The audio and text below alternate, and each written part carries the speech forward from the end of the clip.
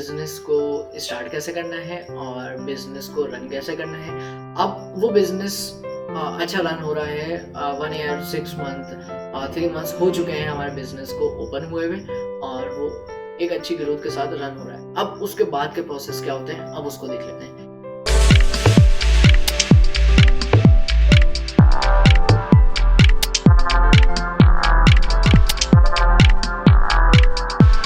बिस्मिल्लाहिर्रहमानिर्रहीम।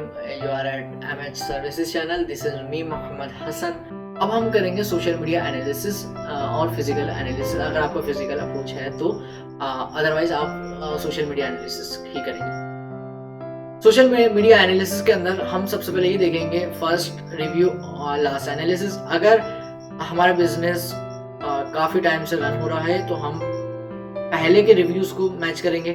अगर आपका ये फर्स्ट टाइम है, रिसेंटली आपने बिजनेस रन करा है, 3rd मंथ चल रहा है, 4th मंथ चल रहा है, फिर एनालिसिस कर रहे हैं कितनी सेल्स हुई, क्या हुआ, कैसा चल रहा है हमारा बिजनेस, तो ये फर्स्ट टाइम हो सकता है। हम उसके अंदर सबसे पहले ये चेक करते हैं कि आपका बिजनेस किस ग्रोथ के साथ चल रहा है। इनसाइट्स चेक करते हैं उसके, हमारे सोशल मीडिया पे कितनी ऑडियंस आ रही है, डेली ट्रैफिक कितना है, और जो ट्रैफिक आ रहा है वो कितनी सेल्स जनरेट करके जा रहा है, लीड्स कितनी जनरेट हो रही हैं, रीचेस कितनी आ रही है, एंगेजमेंट्स कितनी आ रही है। ये सारी चीज़ें हम डील करते हैं। हम ग्राफिकल चार्ट के थ्रू भी इसको स्टडी कर सकते हैं। हम ये भी देख सकते हैं कि हमारे पेज में लाइक्स कितने हैं, लास्ट मंथ कितने थे, हम डे बाय डे ग्रोथ की तरफ जा रहे हैं, हम डे बाय डे लॉस की तरफ जा रहे हैं, या फिर हम डे बाय डे फ्लक्चुएट हो रहे हैं। यानी लास्ट मंथ हमारी सेल्स अच्छी थी, पेजेस पे लाइक्स अच्छे थे, पोस्ट पे लाइक्स अच्छे थे, एंड अब हमारे पास कम होते जा रहे हैं, एंड नेक्स्ट मंथ फिर वो इंक्रीज होना शुरू है, ये फ्लक्चुएट हो रहा है। ये सारी एनालिसिस हमें लाजमी करनी होती है ताकि हम फ्यूचर के लिए हम रेडी रहें कि अगर हमारी सेल्स कम हो रही है तो हम अपने वीक पॉइंट्स को फोकस करते हुए अपनी सेल्स को बूस्ट कर सकें। अगर हमारे पास पेज लाइक्स कम आ रहे हैं तो हम स्ट्रेटजीज अप्लाई करके अपने पेज लाइक्स वगैरह को इंक्रीज कर सकते हैं। ये सारे जो एनालिसिस होती है वो सोशल मीडिया मार्केटिंग की आप करते हो। देन फिर उसके अकॉर्डिंग आप प्रमोशन अपनी बिल्ड करते हो। लेट्स सपोज अगर हमारे पास नॉर्मल सेल्स चल रही है तो आप उस सेल्स को इंक्रीज करने के लिए प्रमोशन करोगे। अगर सेल्स आपके पास कम हो रही है तो आप उस सेल्स को बेहतर करने के लिए प्रमोशन करोगे। अगर आपकी सेल्स बहुत अच्छी हो रही है तो तब भी आप प्रमोशन करोगे अपनी ब्रांड अवेयरनेस के लिए।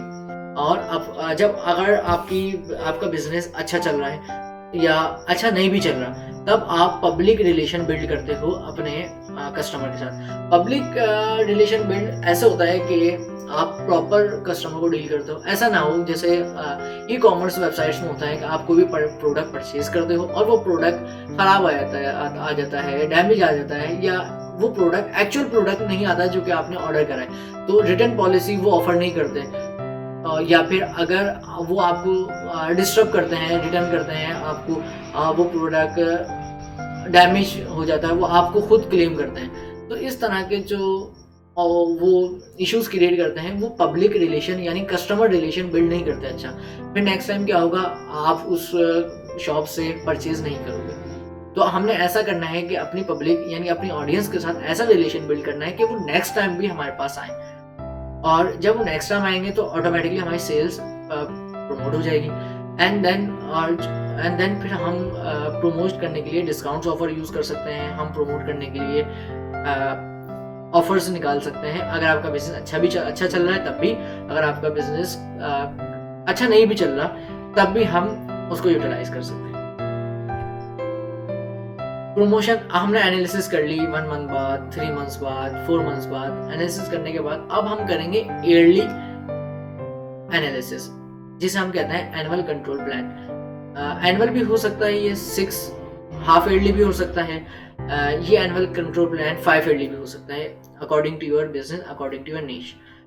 सेल्स एनालिसिस करेंगे हम ये देखेंगे कि हमारी इस साल कितनी सेल्स हुई और पिछले साल हमारी कितनी सेल्स हुई। ये एनालिसिस सेल्स एनालिसिस में आता है। मार्केट शेयर, लास्ट टाइम हमने इतना रेवेन्यू जनरेट करा था और इस साल हमने इतना रेवेन्यू जनरेट कर रहा है, हम उस मार्केट को कैप्चर करेंगे। और उस रेवेन्यू को जनरेट करने के लिए हमें कितना एक्सपेंस स्पेंड करना पड़ा, वो market expense to share analysis में आता है। कंप्लीट आपका कवर अप होता है एनुअल कंट्रोल प्लान में। कस्टमर रिटेंशन के अंदर हम ये देखते हैं कि कौन से कस्टमर ऐसे हैं कि जिनके चांसेस हैं कि वो दूसरे ब्रांड की तरफ स्विच हो जाएं, हमारा ब्रांड यूज कर रहे हैं और वो नेक्स्ट फिर दूसरे ब्रांड की तरफ स्विच हो जाए। लेट्स सपोज मैं आईफोन यूज़र हूँ, अब आईफोन में कुछ इश्यूज आ रहे हैं, अब मैं नेक्स्ट जो मोबाइल परचेज करूँगा वो एंड्रॉयड परचेज करूँगा। तो as a businessman iPhone company फिर ये भी डील करेगी कि वो कस्टमर जो कि मेरे ब्रांड से स्विच होकर किसी दूसरे ब्रांड पे जा रहे हैं, तो मैंने भी यही चीज़ देखनी है कि जो मेरे पास मेरे कस्टमर हैं वो मुझसे मेरा प्रोडक्ट परचेज कर रहे हैं, मुझसे मेरी सर्विसेज परचेज कर रहे हैं और नेक्स्ट टाइम भी मेरे पास आ रहे हैं या नहीं आ रहे, या फिर अगर वो कस्टमर मेरे ब्रांड को यूज़ करते हुए नेक्स्ट फिर दूसरे ब्रांड की तरफ स्विच हो जाते हैं,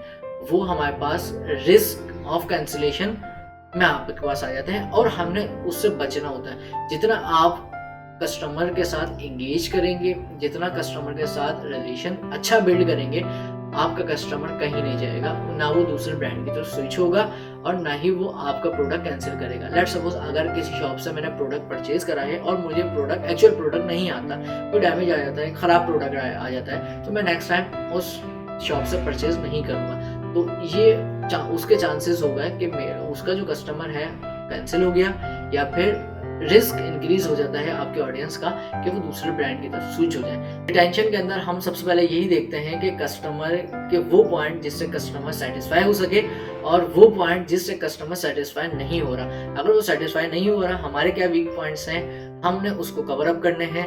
अगर हमारे कोई वीक पॉइंट नहीं है और उसको किस तरह से बेहतर बनाया जा सकता है, ये सारी डीलिंग कस्टमर रिटेंशन में आती है। और लास्ट पॉइंट में मेंशन करा हुआ है कस्टमर रिटेंशन वर्थनेस।